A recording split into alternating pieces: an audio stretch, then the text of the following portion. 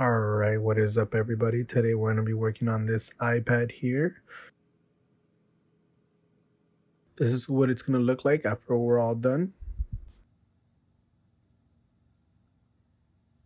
These are some of the tools that we're using. I got a little small toolkit you can get at your local Walmart. A metal pry tool. You got your plastic pry tools. Some more plastic pry tools to remove some of the connectors in there. And then some of these kind of guitar picks. We also got some of these nice little pliers. We got an angle plier, and then we got a straight head plier. And we're definitely going to be using a hot air gun or a hair dryer. Should work just fine. It will just take a little longer to remove the screen. And right here you're looking at a brand new screen, and it's going to come with a nice set of tools right above. Now we're looking at the screen. Careful, it's going to have a little bit of tape on there, so watch out when you're trying to remove it. Don't just try to yank it, and remove it nice and easy. Okay, we're going to begin by connecting the hot air gun and beginning to heat up the iPad. You want to make sure you distribute the heat nice and evenly around the iPad edges to remove any of that adhesive, loosen up that glue, and you want to keep doing this for maybe about a minute. I'll do this over and over. Don't just keep it in one place. You're going to get that metal pry tool, just get up under the glass there. Make sure you don't go too deep to prevent any damage. You just want to, break away that glue. Want to take away that piece of glass right here. Set it off to the side. Make sure you don't cut yourself. Keep going around the edges here. If you notice, it doesn't go very deep, just enough to cut that glue. I'm going to continue here. You notice the screen just broke loose. We're going to use this plastic pry tool to put it underneath, kind of give us some leverage and prevent it from sticking back onto the frame. We're going to continue around the screen. Put another plastic pry tool here. Do a little bit of adjustment.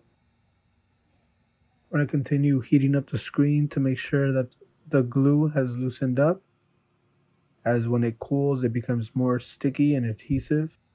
We're going to drag the pry tool around the screen, being very careful not to stick it in too deep. That's what she said. And lift up the screen like so, being very delicate. And there it is. Now you were looking at your LCD, which shows you the picture.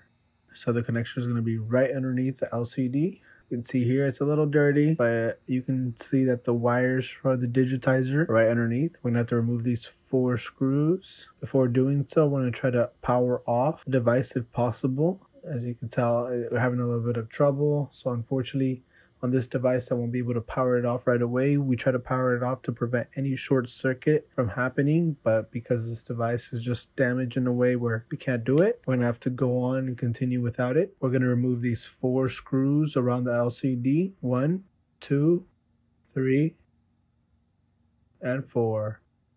We're going to remove this top screw right here. Going to use these pluckers here. Remove the second screw. Moving the third screw. And removing the 4th and final screw, holding in the LCD. Guys, this repair is really not that difficult. It's just a little bit time consuming, but if you're willing to put in the time and effort, you can definitely save a lot of money. So we're going to continue by pulling up very gently on the LCD here, making sure it's not getting stuck on anything. We don't want to damage this. This is going to be one of the most expensive parts on this repair, so we don't want to damage this, because if not, you're going to be in the hole a couple $100. I noticed it loosened up, so it just pulled away from it. You want to just pull it away just enough to be able to unscrew and disconnect the LCD and digitizer. I'm going to unscrew it here, remove that screw. Make sure your screws are organized, as they do have to go back in the same order that they were taken out of. I had to remove those screws. You're going to see here that I'm removing the plate holding in the connector. The connector was stuck to the plate here. So we're going to go ahead and unplug the digitizer. It's going to be the home button that you saw me unplug. Digitizer connections were right above it. Those 2 there. And there it is. Your broken digitizer. Want to make sure you compare it to the new digitizer to make sure that they look similar. Everything's in place where it should be before we continue. You want to make sure you transfer over that original home button to your new screen, because if not, your finger sensor will not work properly. Apple has designed it where these are very complicated. So we're just going to go ahead and use the original home button. You can see here, trying to slide it underneath. I'm sliding it underneath just because The adhesive that's holding in that bracket, holding in that home button, is already glued on there pretty tightly. So to prevent removing that adhesive, just gonna put it from underneath, and there you go. See that perfectly working home button. Want to make sure we stick it on there to the back. Time to reconnect the digitizer onto the assembly. After the digitizers connect, you want to make sure you connect the LCD. You want to check it out to see if it's working. There it is. Beautiful LCDs working in perfect condition. Now perfect time to go ahead and turn it off to prevent any electrical problems in the future. As you saw, it just turned off, turned back on. Everything's working great. We're going to go ahead and test out the LCD and digitizer. Everything seems to be working good. So before I put back the digitizer, we want to go ahead and make sure we clean it up real well all around the edges to remove any of the old glue. Put the LCD back in its place, nice and easy. Screw in the 4 screws that were holding in the LCD. We're going to turn it back on to make sure everything's working good. There it is. Now we're going to go ahead and test out the screen one more time before we go ahead and close it up. We're going to go into the settings, go down.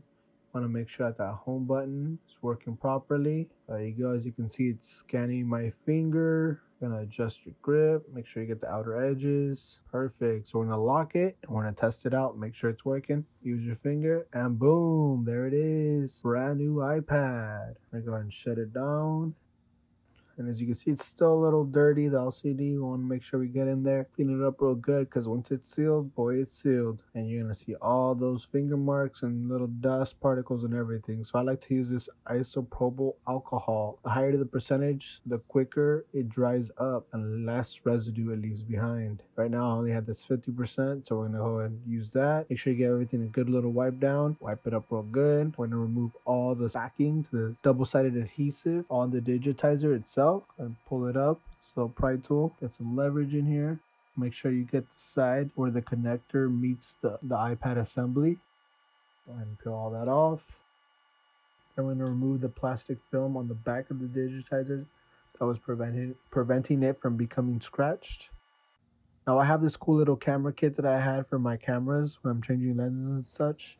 Has a bunch of little cool like air blowers, lens cleaners. If you guys are interested, make sure you guys check out the description box below. I'm gonna go ahead and blow off any little dust particles that could have just landed on there after cleaning. I want to make sure you put it right in the corner. Make sure you get it well adjusted in that corner, because once it's sealed, guys, it's a lot difficult to remove it, and you don't want to mess up that adhesive. Don't worry about the fingerprints on the top. We'll clean that later. So you're gonna run your finger all around the edges. Make sure it's seated correctly. Turn it on. I'm gonna go ahead and get in the iPad. Make sure everything's working good. Ideally, you want to do this right before adhesing it to the iPad, but I was already confident that digitizer was working good. We're gonna get the apps, a single app, and move it all along the screen. This is gonna show us whether we have a dead spot in the screen, and it looks A-OK. There it is. As you can tell, the app moved perfectly all around the screen, no problems whatsoever.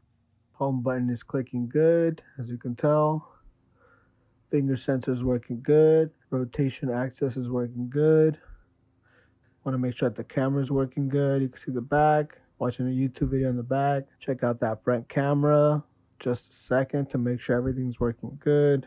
There's that front camera. Hey, there you guys are. Say hi. Cool beans. So now what I like to do as an extra precautionary step is heating up all the edges after the repair to make sure that adhesive gets hot, warm. Put something flat against it and then kind of hold it down, press it down to compress it as much as you can, and just hold it there for a couple seconds just to make sure that the screen really glues onto that assembly. There it is, as you guys can tell. There's that old screen, that old digitizer, all broken up. And here's that new one. Just gotta wipe off some of that fingerprint, but looking good. So here we are, cleaning it up, getting it ready for the customer. And that's it, guys. That's how you fix up an iPad for under $35. If you guys like this video, please make sure you guys hit that like button, share it to anyone who needs it. Make sure you subscribe for more repairs, and check out the description box for more info, especially where you guys can get the lowest price for the best quality on your repair parts. Thank you guys so much for watching.